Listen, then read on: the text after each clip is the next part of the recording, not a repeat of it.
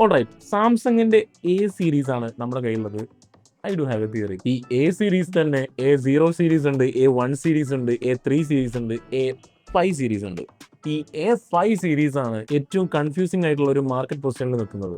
എന്നാലും ഇത് നല്ല രീതിയിൽ ഇവർ സെല് ചെയ്യുന്നുണ്ട്. ഇത്രയും അണ്ടർ പവേർഡ് ആയിട്ടുള്ള ഓവർ പ്രൈസ്ഡ് ആയിട്ടുള്ള സാധനം ഇവർ എങ്ങനെ സെല് ചെയ്യുന്നു? ഇതിനുള്ള കാരണം ഇതിന്റെ ടാർഗറ്റഡ് ഓഡിയൻസ് ആണ്. ഇവർക്ക് സ്പെക്ക് ഒരു പ്രശ്നമല്ല. ഒരു സ്മാർട്ട് ഫോൺ വേണം, നല്ല ക്യാമറ വേണം, കുഴപ്പമില്ലാത്തൊരു സോഫ്റ്റ്വെയർ വേണം, ഒരു 4-5 വർഷത്തേക്ക് മെല്ലെ മെല്ലെങ്കിലും ഒന്ന് ഓടിക്കിട്ടണം, ഒരു ട്രസ്റ്റഡ് ബ്രാൻഡ് ആയിരിക്കണം. ഈ ഒരു കാഴ്ചപ്പാടും വെച്ചിട്ട് നേരെ ഒരു സാംസങ്ങിന്റെ ഫോൺ എടുക്കുന്നു, പോകുന്നു. അതാണ് ഇതിന്റെ customers. I M dam sure നിങ്ങളിപ്പോൾ ഈ ചാനൽ കാണുന്നവരാണ്, അല്ലാന്നുണ്ടെങ്കിൽ ടെക് ഫോളോ ചെയ്യുന്ന ആൾക്കാരാണെന്നുണ്ടെങ്കിൽ നിങ്ങൾ ആ കൂട്ടത്തിലുള്ളതല്ല. ഇനിയിപ്പോൾ നിങ്ങൾ ആ കൂട്ടത്തിലുള്ളതാണെങ്കിൽ നിങ്ങൾ സ്പെഷ്യലാണ്. അപ്പോൾ നമുക്ക് കാര്യങ്ങളിലോട്ട് പോണതിന്റെ മുന്നേ എനിക്ക് നിങ്ങളോടൊരു കാര്യം കൂടി പറയാനുണ്ട്. ഇത് സബ്സ്ക്രൈബ് ചെയ്യുക, വീഡിയോ ലൈക്ക് ചെയ്യുക, കമന്റ് ചെയ്യുക, ഫ്രണ്ട്സിന് ഷെയർ ചെയ്യുക, നല്ല രീതിയിൽ സപ്പോർട്ട് ചെയ്യുക. അപ്പോൾ നമുക്ക് കാര്യങ്ങളിലോട്ട് പോകാം. നമ്മുടെ കയ്യിലുള്ളത് ഗാലക്സി A55 ആണ്. ഇത് 2024 റിലീസ് ചെയ്തത്.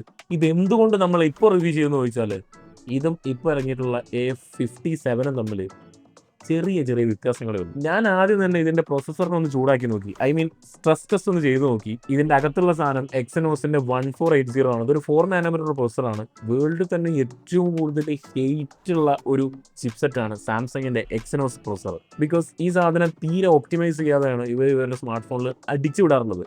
സർപ്രൈസിംഗ്ലി ഇതിലുള്ള സാധനം നല്ല രീതിയിലാണ് സ്ട്രെസ് ടെസ്റ്റ് കംപ്ലീറ്റ് ചെയ്തത്.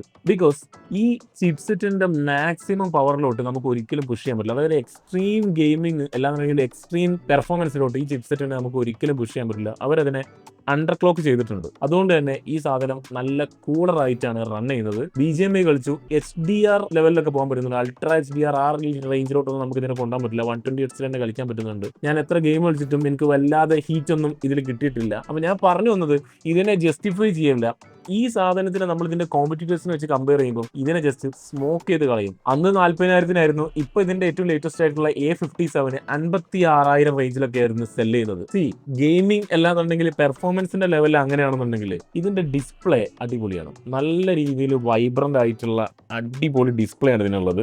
LTPO പാനൽ ഒന്നുമില്ല, സാധാ പാനലാണ്. LTPO പാനൽ ഇവരുടെ ഫ്ലാഗ്ഷിപ്സിൽ മാത്രമാണ് കൊടുത്തേക്കുന്നത്. നിങ്ങളൊന്ന് ആലോചിച്ച് നോക്കൂ, 56,000 രൂപക്ക് ഒരു സ്മാർട്ട് ഫോൺ എടുത്തിട്ടുണ്ടെങ്കിൽ അതിൽ LTPO ഡിസ്പ്ലേ ഇല്ല. ഒന്ന് ആലോചിച്ച് നോക്കൂ ഇവന്മാർ എന്താണ് ഇതിൽ കാണിക്കുന്നതെന്ന്. പിന്നെ ഇതിൽ കുറച്ച് ബെസൽസ് കൂടുതലാണ്.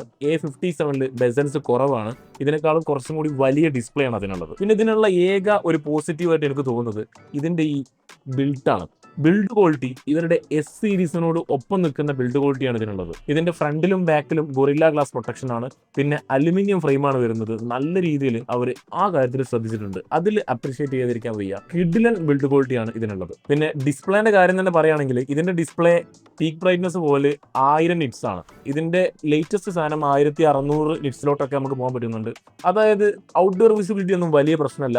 120 Hz ഡിസ്പ്ലേ ആണ്. പിന്നെ സാംസങ്ങിന്റെ ഡിസ്പ്ലേ ആണല്ലോ, നല്ല ക്വാളിറ്റിയുള്ള ഡിസ്പ്ലേ തന്നെയാണ്. ബട്ട് ദാറ്റ് പ്രൈസ് റേഞ്ച് ഈ സാധനം തുടരരുത്. പിന്നെ നിങ്ങളൊരു കാര്യം കൂടി ശ്രദ്ധിക്കണം, ഇതിലുള്ള ഈ ഒരു ഫിംഗർ പ്രിന്റ് സ്കാനർ ഇല്ലേ, ഇതിൽ ഇങ്ങനെ ടച്ച് ചെയ്താൽ ഉള്ളിലോട്ട് പോകില്ല. ഇതിങ്ങനെ ഇങ്ങനെ ഒന്ന് ടച്ച് ചെയ്യണം, ഇത് ഇങ്ങനെ ഒന്ന് നെക്കി പിടിക്കണം, എന്നാലും മാത്രമേ ഉള്ളിലോട്ട് പോകുള്ളൂ. അതായത് ഇതിന്റെ ഈ ഒപ്റ്റിക്കൽ ഫിംഗർ പ്രിന്റ് സ്കാനർ വളരെ ലാഗാണ്. അതായത് റിയൽ വേൾഡ് എക്സ്പീരിയൻസിലോട്ട് വരുമ്പോൾ ഈ സാധനം ഭയങ്കര ലാഗാണ്. അത് കുറച്ച് പ്രശ്നം തന്നെയാണ്. ഈ പൈസക്ക് ഒരു 56,000 രൂപയും കൊടുത്തിട്ട് ഇത്രയും സ്ലോ ആയിട്ടുള്ള ഒരു ഫിംഗർ പ്രിന്റ് സ്കാനർ സൈക്കബിൾ അല്ല. ഞാൻ പറയുന്നത് അവർ അതിനേക്കാളും നല്ലത് കൊടുക്കാൻ പറ്റുന്നൊരു ബ്രാൻഡാണ്. എന്തുകൊണ്ടോ അവര് ആ സാധനങ്ങളൊന്നും ഇതിന്റെ അകത്ത് കൊടുക്കുന്നില്ല, എന്തുകൊണ്ടാണെന്നാവും. പിന്നെ ഇത് നമ്മൾ ബൂട്ടപ്പ് ചെയ്ത് കഴിഞ്ഞാൽ ഗ്ലാൻസ് സ്ക്രീൻ ഉണ്ട്, പിന്നെ ഒരുപാട് ബ്ലോട്ട് വെയേഴ്സ് ഉണ്ട്. ഇപ്പൊ ഞാൻ എല്ലാ സാധനങ്ങളും കളഞ്ഞിട്ട് ഇങ്ങനെ ക്ലീൻ ആക്കി വെച്ചിട്ടുണ്ട്. അങ്ങനെ ക്ലീൻ ആക്കി വെക്കാം. എന്നാലും നമ്മളൊരു 57,000 റേഞ്ചിലൊക്കെ ഒരു സ്മാർട്ട് ഫോൺ, സാംസങ്ങിന്റെ ഒരു സ്മാർട്ട് ഫോൺ എടുക്കുമ്പോൾ ഒന്ന് ബൂട്ടപ്പ് ചെയ്ത് വന്നിട്ട് ഇഷ്ടം പോലെ ആഡും ഒരു ഗ്ലാൻസ് സ്ക്രീനും കണ്ടാൽ എന്തായിരിക്കും അവസ്ഥ? ഇപ്പോൾ പിക്സൽ A സീരീസ് ഉണ്ട്, ഐഫോണിന്റെ ഉണ്ട്. ഇതിലൊക്കെ ഇവരുടെ OS എക്സ്പീരിയൻസിന്റെ കാര്യത്തിൽ യാതൊരു ട്രേഡ് ഓഫ്സ് നടത്തിയിട്ടില്ല.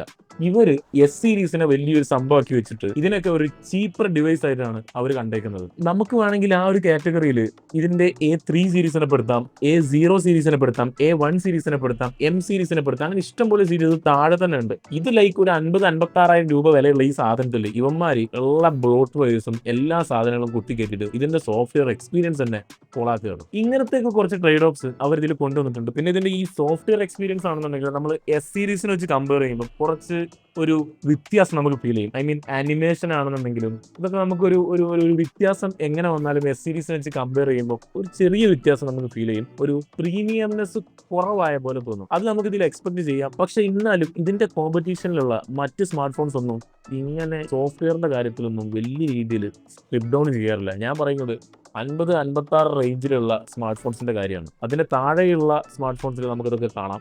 പക്ഷേ ഈ ഒരു റേഞ്ചിൽ നമുക്കതൊന്നും കാണാൻ പറ്റില്ല. ഈവൻ ഗൂഗിൾ വരെ നല്ല സോഫ്റ്റ്വെയർ എക്സ്പീരിയൻസ് ആണ് എ സീരീസിൽ കൊടുക്കുന്നത്. അതൊക്കെ അവർക്ക് സിമ്പിളായിട്ട് ഈ സാധനത്തിൽ കൊടുക്കാം. പക്ഷേ ഇവർ പറയാതെ പറയുന്നത് നിങ്ങൾക്കത് വേണമെന്നുണ്ടെങ്കിൽ എസ് സീരീസ് വാങ്ങിക്കോ, ഇതെന്തിനു വാങ്ങി, അങ്ങനെയാണ് അവരുടെ ഒരു ആറ്റിറ്റ്യൂഡ് ഇൻ സോഫ്റ്റ്വെയർ കാര്യത്തിൽ.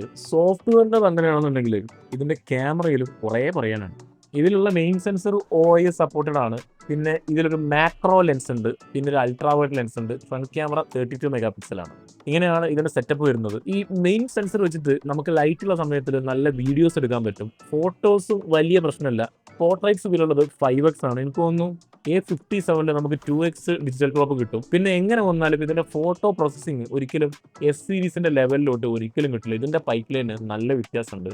സോ ആ ഒരു quality, I mean processing quality നമ്മൾ ഒരിക്കലും എക്സ്പെക്ട് ചെയ്യരുത്. കുഴപ്പമില്ലാത്ത ബെറ്റർ ഡൈനാമിക് റേഞ്ചിൽ നമുക്ക് വീഡിയോസും ഫോട്ടോസും ഒക്കെ ഷൂട്ട് ചെയ്യാൻ പറ്റും. A57 വരുമ്പോൾ അവർ ഇതിന്റെ ഫ്രണ്ട് ക്യാമറ എനിക്ക് തോന്നുന്നു 12 മെഗാ പിക്സലാക്കി മാറ്റിയിട്ടുണ്ട്. ബാക്കി ഇതിന്റെ റിയർ ക്യാമറ സെറ്റപ്പ് ഒക്കെ സെയിം തന്നെയാണ്. ഇതാണ് ഇതിന്റെ ഫ്രണ്ട് ക്യാമറ ഔട്ട്പുട്ട് വരുന്നത്. 4K 30 FPS വരെ പോകാൻ പറ്റും.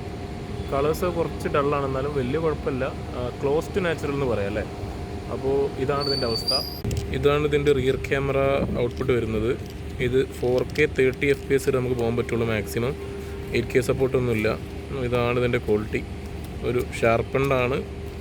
കളേഴ്സൊക്കെ കുറച്ച് ഓഫായ പോലെ തോന്നി. ഇതിൻ്റെ പ്രധാന പോസിറ്റീവ് ബാറ്ററിയാണ്. 5000 mAh ഉള്ളൂന്നുണ്ടെങ്കിലും നല്ല രീതിയിൽ നമുക്കൊരു 1 ഡേ എങ്ങനെ പോയാലും കിട്ടും. നല്ല രീതിയിൽ അവർ ഒപ്റ്റിമൈസ് ചെയ്തിട്ടുണ്ട് ആ ഒരു വിഷയം. ഒരു പ്രോപ്പർ ഡെയിലി ഡ്രൈവർ എന്നുള്ള രീതിയിൽ നമുക്ക് ഈ സാധനത്തിനെ കാണാം. പക്ഷെ ആ ഒരു പ്രൈസ് റേഞ്ചിൽ ഈ സാധനം നമുക്ക് ഒരിക്കലും റെക്കമെൻഡ് ചെയ്യാൻ പറ്റില്ല. പിന്നെ ഇതിന്റെ ഹാപ്റ്റിക്സ് വളരെ ബാഡ് ആണ്. പിന്നെ ഇതിൽ സ്പീക്കേഴ്സ് നല്ലതാണ്, നല്ല ക്വാളിറ്റി ഉള്ള സ്പീക്കേഴ്സ് ആണ് ഇതിൽ ആഡ് ചെയ്തേക്കുന്നത്. സോഫ്റ്റ്വെയർ അപ്ഡേറ്റ് പ്രോപ്പർ ആണ്. എസ് സീരീസിന്റെ അതേ ടൈമിൽ ഇതിന് അപ്ഡേറ്റ് വരില്ല എന്നുണ്ടെങ്കിൽ ഇതിന് വേറെ തന്നെ ഒരു ടൈം ലൈൻ ആണ്. അപ്ഡേറ്റ്സ് ഒക്കെ പ്രോപ്പർ ആണ്. പുതിയ പുതിയ ഫീച്ചേഴ്സ് അവർ പുഷ് ചെയ്യില്ല എന്നുണ്ടെങ്കിൽ നല്ല രീതിയിൽ അവർ മെയിൻറ്റെയിൻ ചെയ്യുന്നുണ്ട്. അതായത് ഈ സാധനത്തിന് നമുക്ക് റിലയബിൾ ഡെയിലി ഡ്രൈവർ ആയിട്ട് എങ്ങനെയായാലും കണക്കാക്കാൻ പറ്റും. പക്ഷെ ഇതിന്റെ പ്രശ്നം ഇതിന്റെ പ്രൈസിംഗ് ആണ്.